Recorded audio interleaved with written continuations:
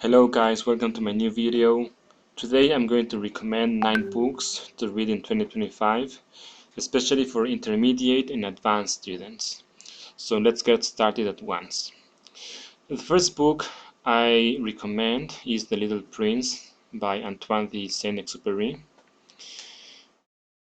This is a classic because The Little Prince is, well, a little child, this fair little child that travels to different planets and meets different people and different plants and even animals on those planets.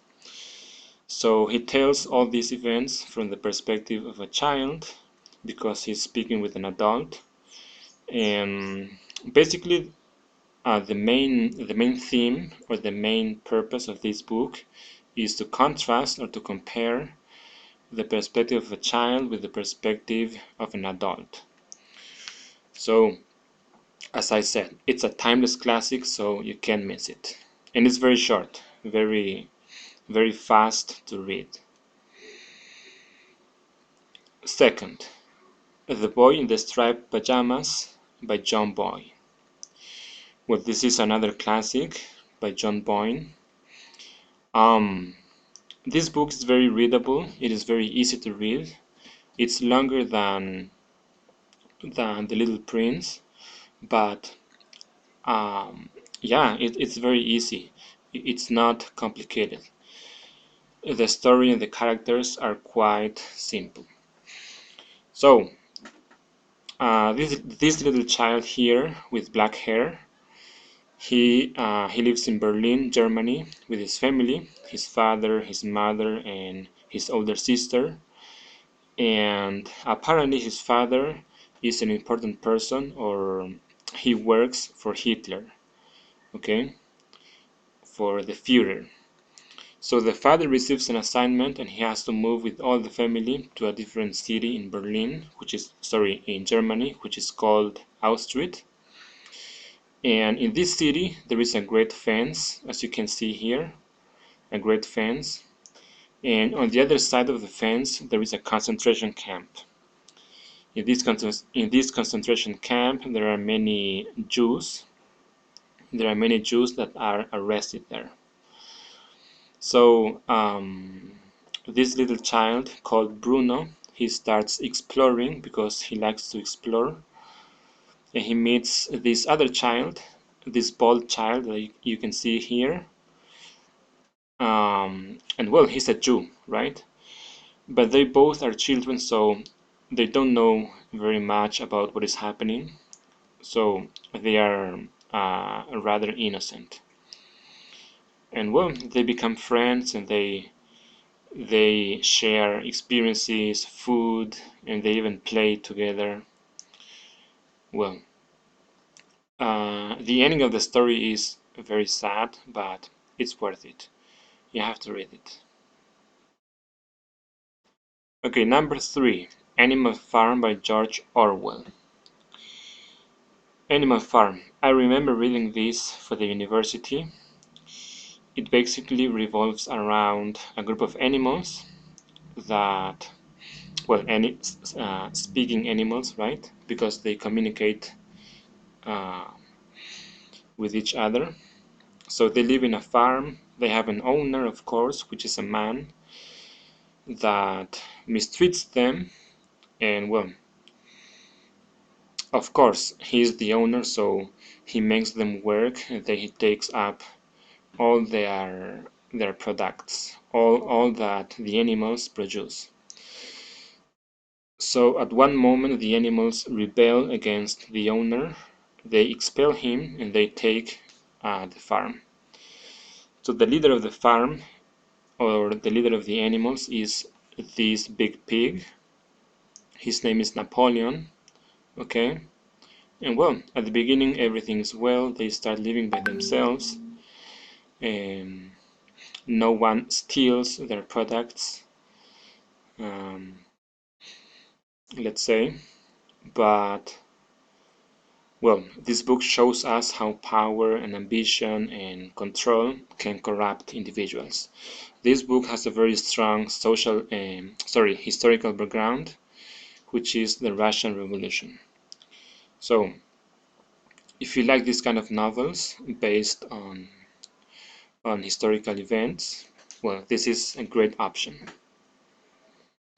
Let's go to the next one. Frankenstein by Mary Shelley. So this is one of my favorite books ever, and what surprises me the most is that it was written by an 18-year-old girl. Okay, that's very impressive for me, to be honest. So who is Frankenstein? Well, I know that many people get confused, many people that haven't read this book, and they think that Frankenstein is the monster. But actually, Frankenstein is the doctor that creates this monster. The monster doesn't have a name, he's nameless. Okay, so this doctor starts experimenting with different things, and at one moment he decides to create life. So he does some experiments, some processes, and he ends up creating this creature.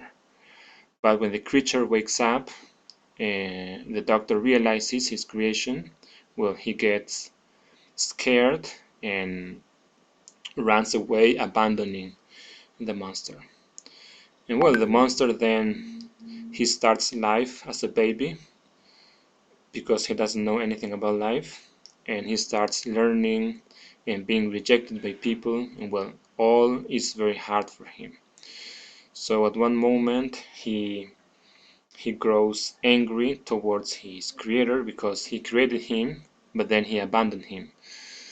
So basically all the book is about the revenge that the monster takes on his creator. Okay. Number 6, The Housemaid by Freida McFadden.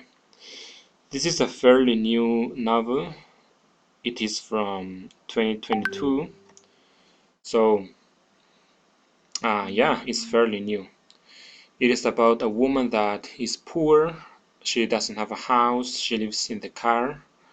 So she's looking for a job. So she comes across this job posting that offers a job in a house as a housemaid, as a housekeeper. And she goes there for an interview, and she eventually gets the job. And it seems to be a dream job for her because she will have a good salary, she will work for a good family, husband, a wife, and a little daughter. But then she starts discovering some strange things about the family and the house. So if you like suspense, this novel is ideal for you. Blindness by Jose Saramago. This is another pretty famous novel. Um, well, it is a translation because it has originally been written in Portuguese. But blindness is about a pandemic that makes people go blind all of a sudden. So eventually, all the people in the world go blind. They become blind, okay? So they have to manage to survive, get food. So you will see how our deepest and darkest instincts get aroused in the most desperate moments in this novel. And we have Dracula by Bram Stoker. Okay, I have to be very honest with this novel. I didn't like the ending so much because it seems too precipitated and forced. But well, it is a classic. Dracula is a vampire that has these creatures at his command, like bats, wolves, and other vermin. Okay, and he wants to extend his domain. Sorry, but there is a group of people that is going to confront and face him. So we have to find out how it goes. And 9. Oh, we don't have 9. Okay, what is your 9? What do you recommend, guys?